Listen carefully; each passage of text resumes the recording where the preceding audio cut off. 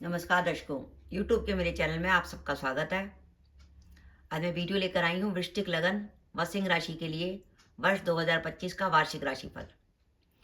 वर्ष 2025 के लिए आपको शुभकामनाएं कि वर्ष 2025 आपका बढ़िया जाए और माता रानी की कृपा आपके पूरे परिवार पर बनी रहे। अब हम समझें कि वृश्चिक लगन व सिंह राशि का क्या अर्थ है। यह आपकी लगन कुंडली है। पहले भाव में 8 नंबर लिखा है, इसका अर्थ है आपका वृश्चिक लगन। चंद्रमा दशम में बैठा है 5 नंबर में, इसका अर्थ है आपकी सिंह राशि। यानी आपका कॉम्बिनेशन अगर वृश्चिक लगन व सिंह राशि का बनता है तो आप ये वीडियो देखकर लाभ उठा सकते हैं। ग्रहों की स्थिति की बात करें तो वर्ष के आरंभ में शनि महाराज कुंभ राशि में होंगे चौथे भाव में, और 29 मार्च 2025 से वो पंचम में चले जाएंगे मीन राशि में। वर्ष के आरंभ में राहु मीन राशि में होंगे और 29 मई के बाद वो चौथे भाव में, केतु दशम भाव में।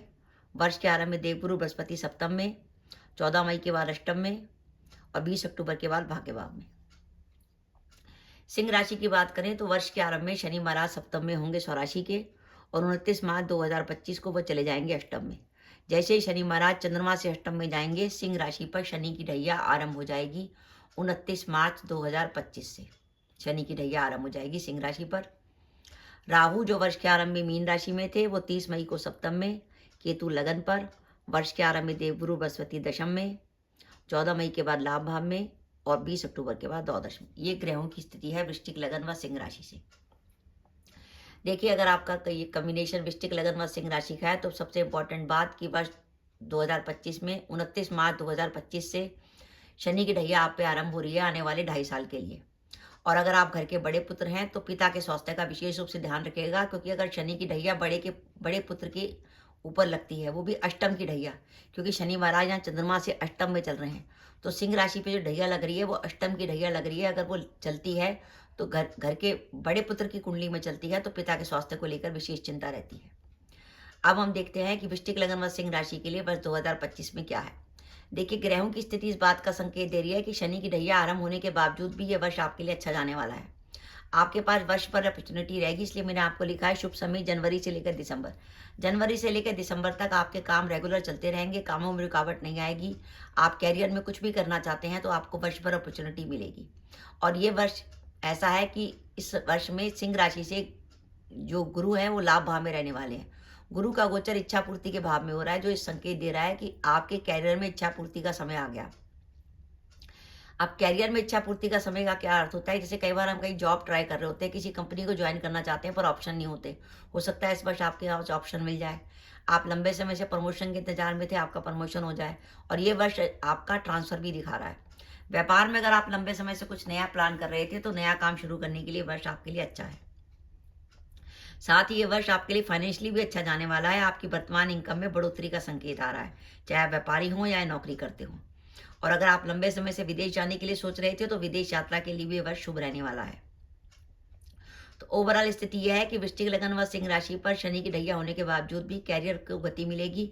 और अब बाई चांस आपकी दशाएं बहुत शुभ हुई, जैसे मंगल की, गुरु की या चंद्र की, अगर आपकी कुंडली में मंगल, गुरु या चंद्र की दशा अंतर्दशा चल रही होगी तो मान के चलिए वर्ष आपके लिए और भी बढ़िया जाएगा, अगर दशाएं पॉजिटिव हुई। पारिवारिक जीवन की बात करें तो वृश्चिक लगन व सिंह राशि के जो जातक अपने विवाह के इंतजार में थे उनका विवाह तय हो सकता है। जो दंपति संतान प्लान करना चाहते हैं संतान प्लान कर सकते हैं। विद्यार्थियों के लिए वर्ष यादगार रहेगा, क्योंकि नवम पंचम भाव प्रभावित हो रहा है तो आपका मन पढ़ाई में लगेगा। और प्रेम संबंधों के लिए वर्ष शुभ रहने वाला है। इस वर्ष एक बात का ध्यान रखिएगा, 2 बड़े ग्रह इस लगन और राशि के कॉम्बिनेशन के अष्टम में आ रहे हैं। 14 मई को वृश्चिक लगन से देवगुरु बृहस्पति अष्टम में आ जाएंगे, जो 14 मई से 19 अक्टूबर तक अष्टम में रहेंगे। और सिंह राशि पर शनि की ढैया चल रही है और शनि महाराज अष्टम में रहने वाले हैं। अष्टम भाव पर शनि और गुरु जैसे ग्रहों का गोचर इस बात का संकेत देता है कि इस वर्ष 29 मार्च 2025 के बाद से अगर आपका कोई पुलिस या कोर्ट केस आता है तो आपको उसमें परेशानी हो सकती है। तो ध्यान रखिए, 29 मार्च 2025 के बाद अगर आपकी कोई कोर्ट केस की डेट आती है उसमें परेशानी हो सकती है। और इस वर्ष भूल कर भी लड़ाई झगड़ा मत करिएगा, अपने को लड़ाई झगड़े से दूर रखें।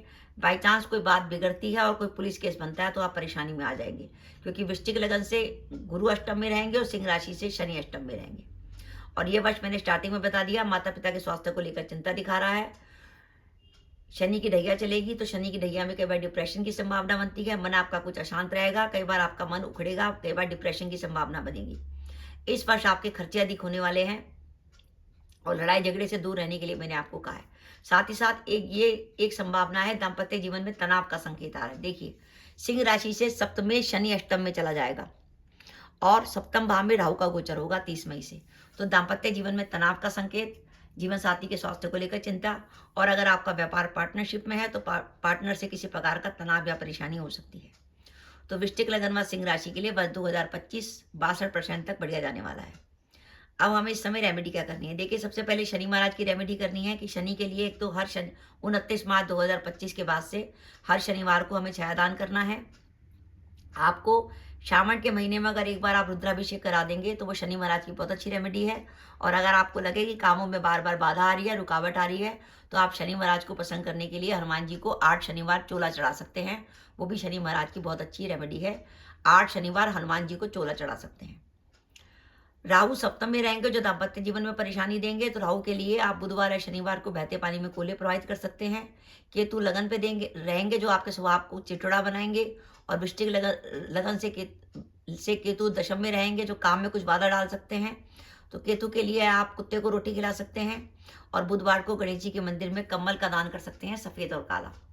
तो इस तरीके से अगर हम रेमेडी करेंगे तो ये वर्ष हमारे लिए अच्छा जाने वाला है 62% तक।